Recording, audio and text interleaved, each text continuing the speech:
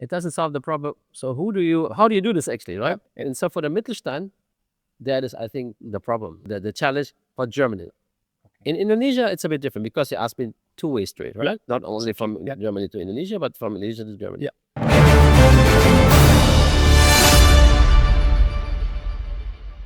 A very warm welcome to the Indo-European Bridge to today's episode.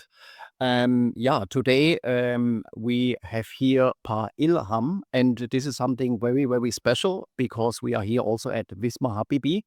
And today we will be talking about the topic of technology transfer, as well as on the historical connection between Germany and Indonesia, and the topic of startups. So before doing so, may I ask you maybe, Ilham, just in a few words to introduce yourself? My name is Ilham Habibie. I was actually born many years ago in Aachen, Germany, and I spent half of my life there. And so I went to kindergarten, school. I studied there, I worked there, did everything academically until my PhD, and also really enjoyed my time over there. And after that, I went to the United States first, worked as an engineer, and then I came back to Indonesia, also working as an engineer, and later on becoming an entrepreneur. My specialty is actually in aeronautic engineering. I have been involved for many years with airplanes. In Germany, in the United States, and in Indonesia. So all two countries. And I'm now living in Jakarta. And I am I think somebody who spends half of his time in entrepreneurial activities, and the other half is with the organizations. Okay, so thank you very much for the introduction in that respect. So I would like to deep dive first on the historical connection between Indonesia and Germany. You were born in Germany. You grew up then also in Aachen. You used to study there and so on. And so can I say actually your father was actually or is the architect of the German Indo-Tech Bridge, right? That's actually where everything started. It's fair to say that because my father, first of all, just as an addition, I was born in Aachen, but I didn't grow up in Aachen. I grew up in Hamburg and in Munich, and I studied in Munich. So basically, my father is the one who studied in Aachen. That's why I was born there. So I was born there when he did his PhD, also in engineering. So I think during my father's time, there were many, many Indonesians already studying in Germany. Not only my father, but many more. In many fields, but particularly in technical matters. And so I think the foundation of if I may say, the German-Indonesian bridge was founded then when Indonesia sent many young people to Germany to study mostly technical sciences, but also others, of course. And so that's the foundation. That's the foundation. That's in the 50s, plus century. So it's now, this year should be 77 years plus. Okay. This is very interesting and of course very impressive as well. So maybe here a following question as well, Ilham. How has actually your childhood in Germany shaped you? Maybe I'll ask you. In terms of maybe of values and right afterward of German Gründlichkeit, precision, and the mindset and everything. That's a very important word to mention. Gründlichkeit. So something very, very thoroughness, discipline, timeliness, and commitment. These are things I think that are basic characters of German culture, which I, of course, I was educated with that as well because of the environment. And also my dad, actually, and my mom too. But because my dad studied in Germany, so he was already very acculturated in a way. My mom less so because she studied in Indonesia, but still, as a person, individually, she already was somebody who would fit that pattern very much. But basically, I think in my childhood, to be frank, I didn't feel I was not part of the community. I felt like everybody else. I was just somebody who looked a bit different, was maybe shorter than most people. And maybe ate different food sometimes. But by and large, I grew up I would say more than 90% like most other Germans. Okay. So I didn't feel, people talk about integration, I didn't feel at any point in time not integrated. Okay. That's maybe just my luck, yeah. But I think it has to do also with the ability to speak the language. Okay. Well, German is my most fluent language. I think even more fluent than my English or even my Indonesian. Indonesian. Okay. But at the same time, it's not only the ability to speak, but to live like everybody else in Germany, right? And so, I was the only foreigner of Asian descent in my whole school. There was nobody else, Okay. and so it was. Of course, everybody knew me because there was no other Indonesian, not even Chinese or Japanese or what have you. They were not. They were not there. Yeah, we're talking about the 70s, yeah, of last century, but not there. Not in my school. Yeah, maybe in others. And so, maybe because of that, I just was like everybody else. I felt very integrated, actually. Okay. Okay. That's great. Yeah. Okay. Okay. And here's actually, I mean, when we talk now, I mean, well understood about the values and everything, right? Right. Yeah, the German Gründlichkeit, precision, and so Yeah. on. And so also, right? So can I also say like your father was like actually the perfect role model when it comes to how to say to innovation, or actually also the knowledge transfer to somehow combine the German Gründlichkeit, precision, with the part of Indonesian's innovation? Yeah. But I think my father is definitely somebody who was very hybrid. Yeah. He had character of being very thorough and very disciplined already in him, as personally, individually, but also because of his upbringing. I mean, my father, until middle school, went only to Dutch schools. Yeah. So only in the last 3 years, I believe, of his schooling in Indonesia, he went to a local school. Okay. That is partially because of the circumstances. I mean, my father was born still in the colonial times. Yeah.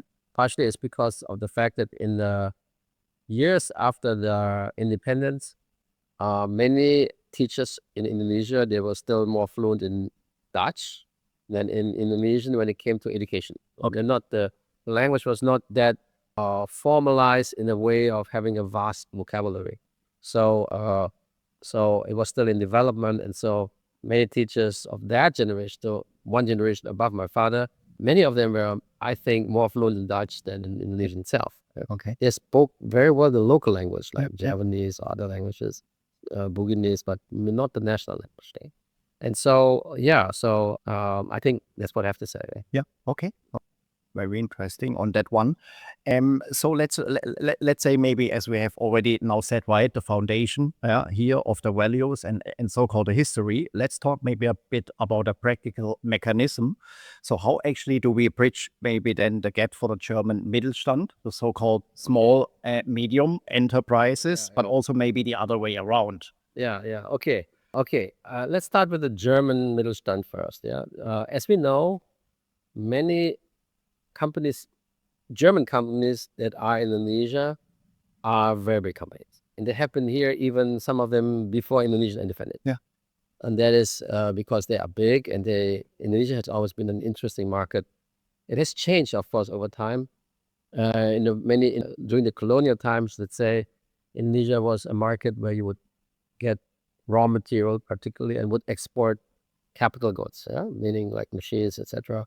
That pattern actually continued until even independence. After the independence, many German companies would basically export their products from Germany to Indonesia directly. It changed when Indonesia's buying power became bigger. Indonesia is now, I think, classified as a lower medium income country, but it's already medium income. And so for some German companies, it makes sense to start producing in Indonesia. Yeah. So there are companies in Germany, not only the automotive companies, but others as well. They do produce certain products in Indonesia that have a big enough and also from a value standpoint of view, good enough market for them. Yes, it makes sense. Yeah? I mean, Indonesia is often also used as a base to export from Indonesia to the region, meaning ASEAN or even beyond. Yeah. I know one case where I have some involvement. We together, I mean, I'm the local partner in that regard, and together we establish a factory which is still in existence, still working with 600-700 people in Surabaya or near Surabaya. And from there, they export to the whole of Asia Pacific, including China, from Indonesia. Yeah? Not from China to Indonesia, from Indonesia to China. And so that is one example. And as it happens, the company is not a very big one. It's a typical medium-sized company. Okay. Yeah. Okay. So in the beginning, I was referring to the big companies, but the medium-sized companies, I think they don't have it's more about personal context. People they trust, they know from the network, and there is a certain momentum when they take the step.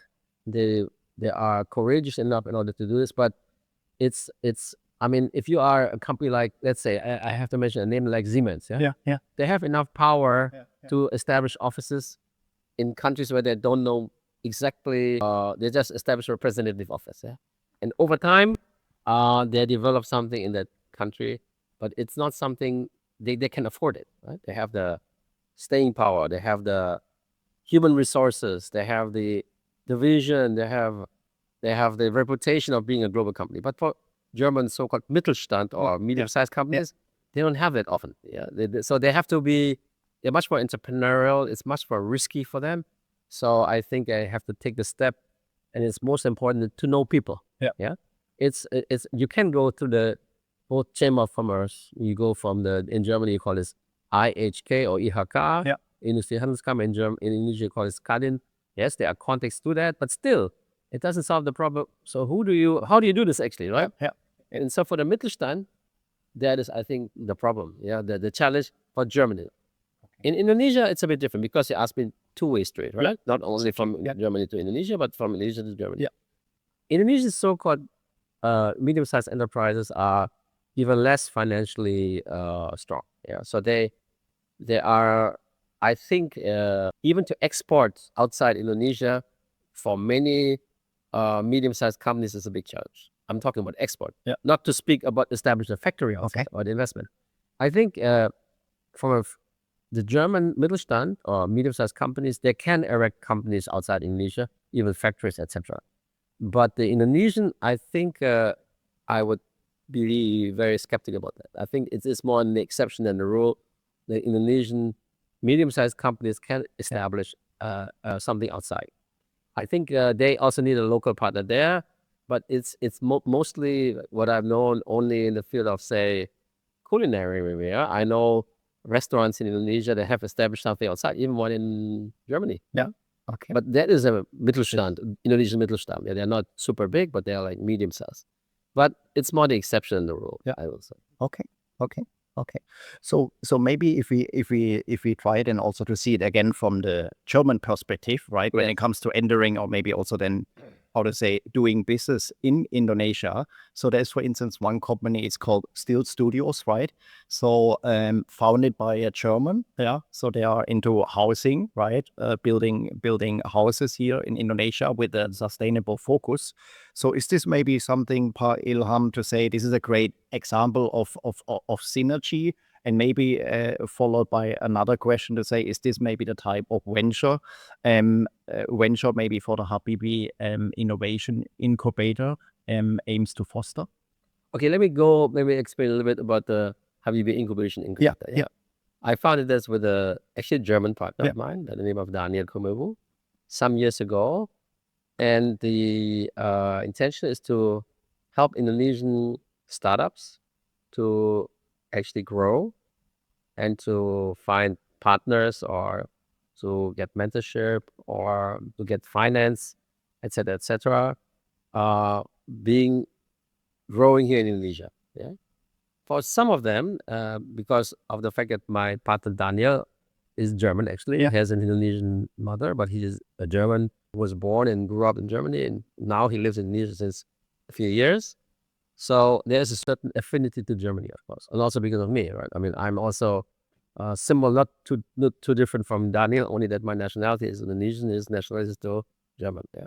So, but I also grew up in Germany, so there is this affinity to Germany. And so, what we did in the last years, we did that a few times already, in the context of the so-called Berlin-Jakarta sister cityship. So basically, the two capital cities of the two big countries have, since many years, formed a very good partnership whereby the exchange of startups in terms of bringing startups from Berlin to Jakarta and vice versa has been an integral part of that since many years. So what we did, so in the context of the so-called Berlin-Jakarta sister city citizenship, sister city partnership. Okay. We brought them to an event in Berlin that is hosted every year called Berlin Asia Summit or Asia Berlin Summit. Yeah, and it was always very fruitful. We have ignited some very vivid context between parties. Even bigger companies participate in that. For instance, a big publishing company in Germany has just recently brought a few students that are more in the context of vocational training here, and the Indonesians are going over now. So it's so it's not only startups, but it's also young people exchange. Yeah, which is some of them might be working either for a startup or they even establish a startup, but who knows? Yeah. Yeah. But there are other aspects of this. What we do as Habibi Innovation Incubator, you see this word in the middle. This is usually not used in the context of an incubator. Just say incubator without the innovation. Yeah. But actually, innovation is a very important part of any incubation process, and it's also a very important part of any startup. And to help people to innovate productively and successfully, that's what we do as the Habibi Innovation Incubator. Okay. So there is something like we call this an open innovation process, how to involve other people, how to involve even the whole world, quote unquote. You can make like contestations or a call for action, and to get input from so many for so many people all around the world, and how to use that and how to organize this. This is a part of this. Yeah. So just a little bit a glimpse for you to understand why do we call Habibi Innovation Incubator. So basically, this is one activity has been ongoing since many years, and we also sometimes do something together. We had another event before in that we organized also in Indonesia and in Germany as well, which is the so-called Good Times event. It's basically to celebrate innovation, to celebrate exchange of thoughts and discussions in the context of startups that want to solve a problem or want to supply to an unfulfilled demand. Yeah. Okay. Yeah. Okay. So can I say then also maybe Ilham or the so-called incubator, right? Yes. So you might have maybe a focus in terms of startups, maybe the types of startups to say, okay, it's all about industrial innovation. It could be digital transformation, but also sustainability, but also other startups might be welcome. Yeah, let's put it like this. I wouldn't say that they are selective in terms of saying we want only this type of startup. We actually are relatively agnostic. However, if you work in this field in the year 2026, you mentioned one keyword already. Sustainability is for sure a big part of exactly. many startups. Yeah. Another one would be climate. Another one would be digital. Another one would be inclusivity or circular economy. There's a lot of keywords that would sort of like be part of most startups. It doesn't define the real sector because the sector is very wide. It can be anything. Yeah. But in every sector, almost every, you find these keywords, and so the character of the startups becomes related to one another. They're not the same, but they're related. No. Okay. But for sure, or I'm assuming there might be a filtering process, right? If a startup might reach out to you, to the incubation itself, that you had some how to say, some preferences or maybe some priorities or maybe some categories to say, okay, that is actually a startup. We see there definitely a potential, and we see the potential to make that startup ready, maybe for investors or for the, let's say, so-called European market. Yeah, for sure. That's very true. I mean, before we engage ourselves with a startup, there's something like a so-called vetting process. Yeah, we'll see how good they already are, and is it too early maybe for them to reach out to us, or maybe we are not the right fit. But you mentioned Europe. Yeah, it's not can be Europe, but doesn't have to be Europe. Right? Can be also a startup that's doing only Indonesia. Yeah, and it's possible. But I think that what we bring to the table is through the exchange. Many startups, they get a lot of new ideas and get a lot of inputs. And they have also know people that are very useful for the further development. Okay. So maybe as a summary, right? I understood. So actually, it can be all kind of types of Starbucks. Right. That is definitely possible. Right. Of course, there's an evaluation process behind to say, okay, we can help you, or maybe it's not the right timing, or maybe we can also forward your contact details or information. We can link you also up and to another partner, maybe. Yes, that's correct. That is also possible. Correct. Okay. And then also when we are talking already about a startup, right, about a so-called ecosystem and so on. Yeah. Yes. I understood there is this partnership between Berlin, and Jakarta exactly itself. So, but when we are talking now about the startups, so is there something like a trend to say it is more like German, maybe from the German perspective, German perspective companies or like startups will set up here in Indonesia, or is it maybe also the other way around, or is it maybe hard to say there is a trend? Okay, I think I Just have trying to understand the understand what you mean. perspective, like Yeah. small, like I haven't seen. I mean, there has always been attempts to establish a presence in Indonesia by startups in Germany. Yeah. When it is about startups in Indonesia, for them to set foot in Germany, I think is I haven't seen that so much. It's more about when they go to Germany, they look for partners to establish the business in Indonesia most of it. In many cases, they also look for funding, obviously. In the German case, usually they're already funded from German/European institutions, and then they find other markets. But it's a bit, they're not identical, they're not symmetric. So I think that the need and the positioning of the startups, whether they're in Germany or in Indonesia, is different. What they want and how they are set up and what is their vision, I think is different. Okay. There would be another jumping here a bit. There would be another question to say, like, I mean, Indonesia is a very innovative market, fast. There's a lot of speed, a lot of pace here. So maybe in which sector can Indonesia lead or maybe outperform Europe from your perspective, Paila? Okay, first of all, I actually want to give some input why Indonesia is maybe in some cases the speed of innovation feels faster. In some, because if you talk about, I think it's related to consumer tech. Anything what involves consumers in Indonesia is quite fast. Why? Because the demographic of the population is so different. We are facing a population where 60 to 70% of the people are less than 40 years old. And that means that they are digital native. So to embrace something which has been set up and conceived in a digital way has a faster acceptance rate. And also because it's more need driven. So I'll give you an example. Until recently, about 50% of the Indonesians didn't have a bank account.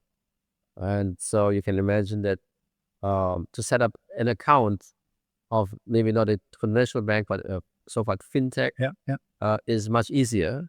And so that has gained a lot of momentum in Indonesia with all the pros and cons. So it's not all good because, of course, there's also, if you have that kind of a possibility, then some Indonesians fall into the trap of a online lending debt, which is something that's very difficult to pay back, etc. So it's not all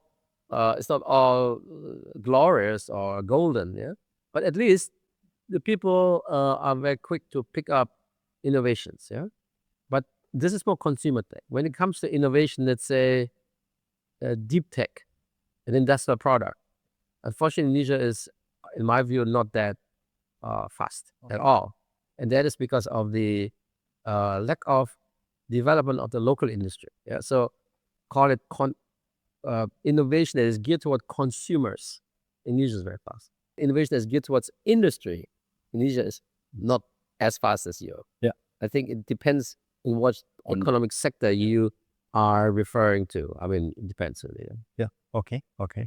And I mean, this is a good point, right? To say this is exactly why, in my personal opinion, there is still a need to create much more awareness, right, to, how to say, continue or even strengthen the so-called bridge. Yeah. Yes. Right. So like the name of the podcast today, the Indo-European Bridge. Yeah.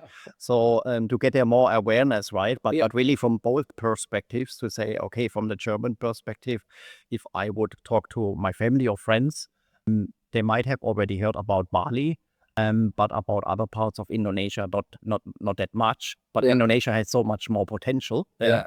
And that's why I see there definitely a need, and also, of course, the other way around, right? To help Yeah. then from the Indonesian perspective, the companies, the so-called startups, Yeah. to how to say, ease the access, or make it a bit easier to access the market, the European market itself, Yeah. right?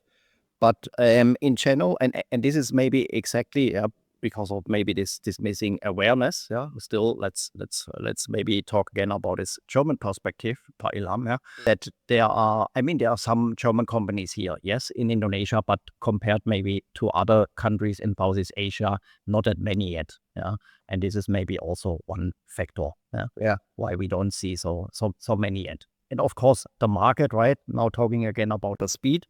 Well understood. There are different industries. It really depends. But things work differently here in Indonesia. And so it's in the end all about adaptation itself, right? Exactly. Yeah. But really, the talents, right? The talents I see here in Indonesia, and also when talking to people and so on. So that makes me actually very optimistic that I can say so. There is still a bit to go. But Indonesia will definitely have a great future. And now we are actually jumping several years forward again, per Ilham.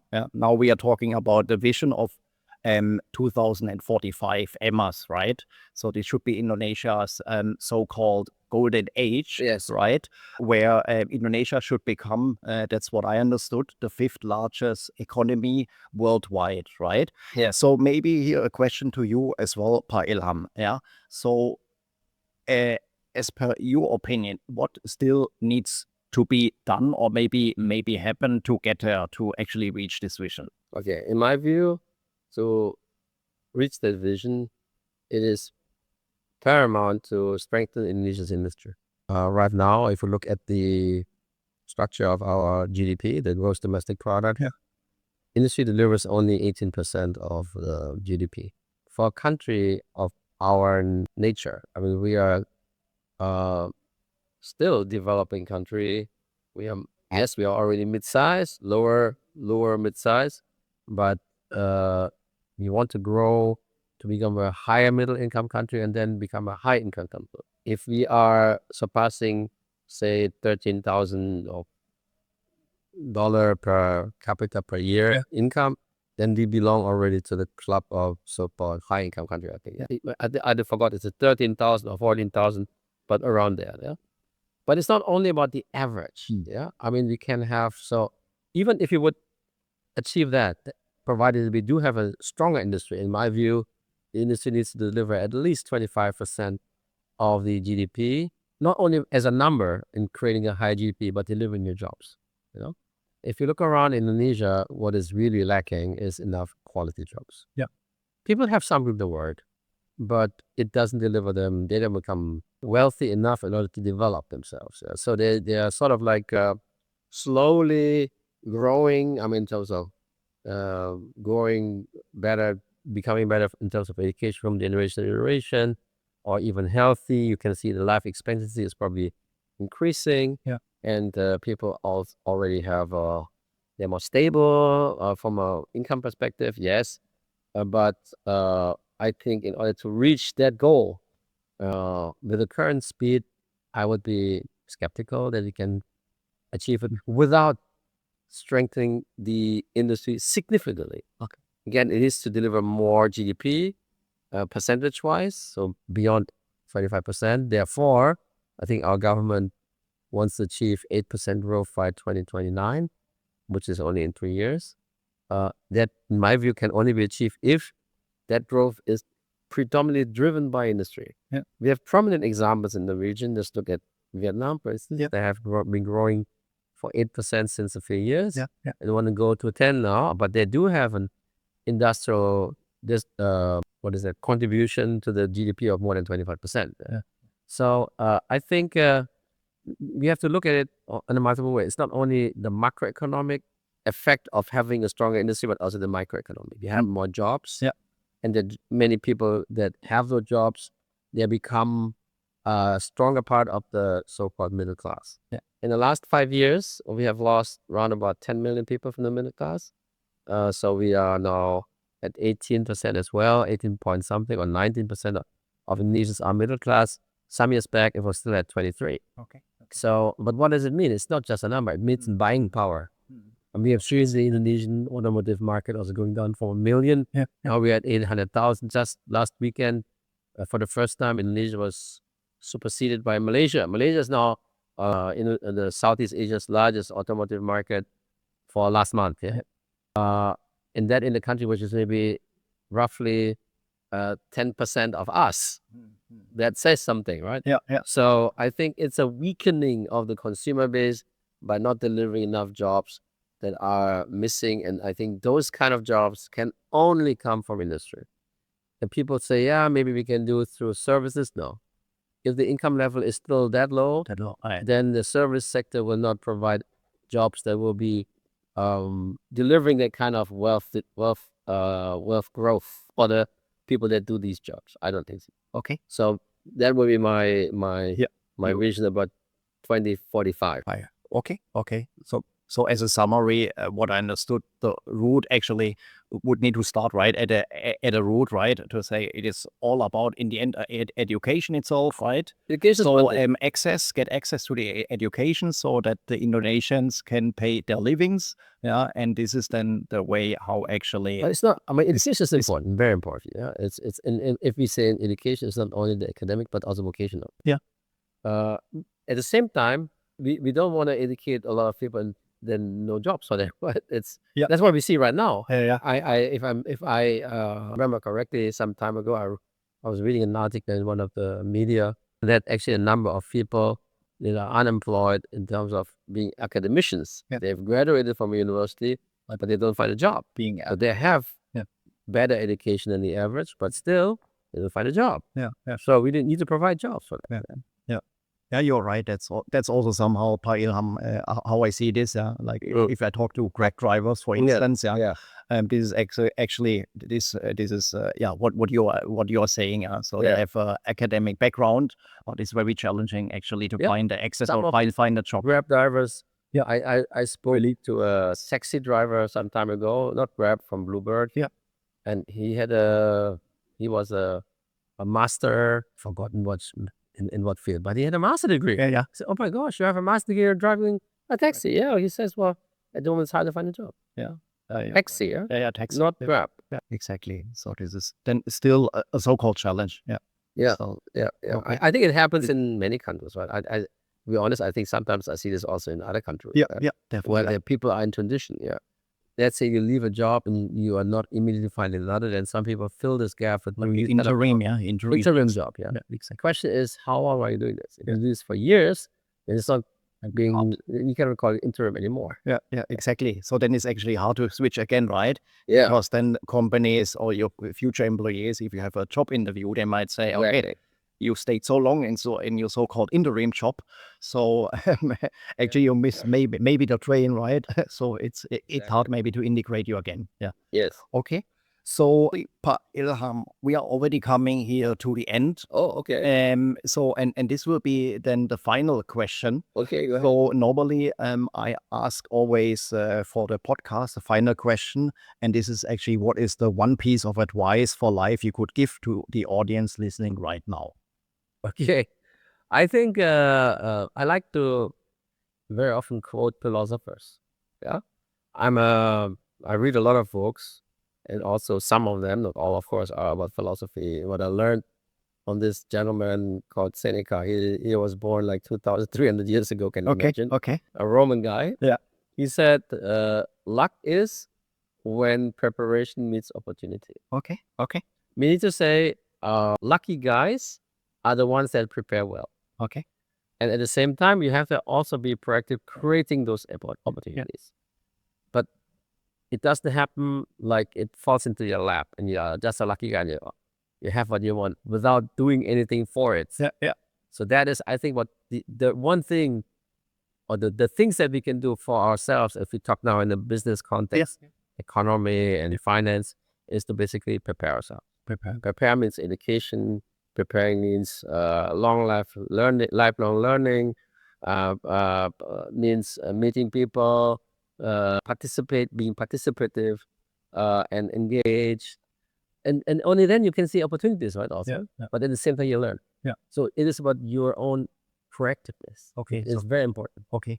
So you have to be a so-called maybe creator, right? To say you're the own creator of your life, right? So not one is maybe waiting for you. You need to go out and And this doesn't know age. It's not something that only young people do. I think for me personally, until probably I will at some point in time be not in a position to do it anymore. Whether I'm really, really very ill or I pass away, that's will be the time when I stop doing this. But until then, I'll be always somebody for myself that is very curious, wants to understand things, and thereby has to be open to learning, of course, meet young people and have a discussion with them, and really try to understand people and be open and tolerant. Okay. Thank you very much, You're welcome. for the profound insights. Right, it was really an honor. Having you here on the Asian-Indo-European Bridge, and that was something very, very special. And so for someone maybe might be interested to also get to know more, right, about a Habibi Innovation Incubator. So contact details and everything will be shared later on. Yes. Perfect. Thank you so much. Thank you. Bye everybody. Bye. Thank you, Timo. Dankeschön.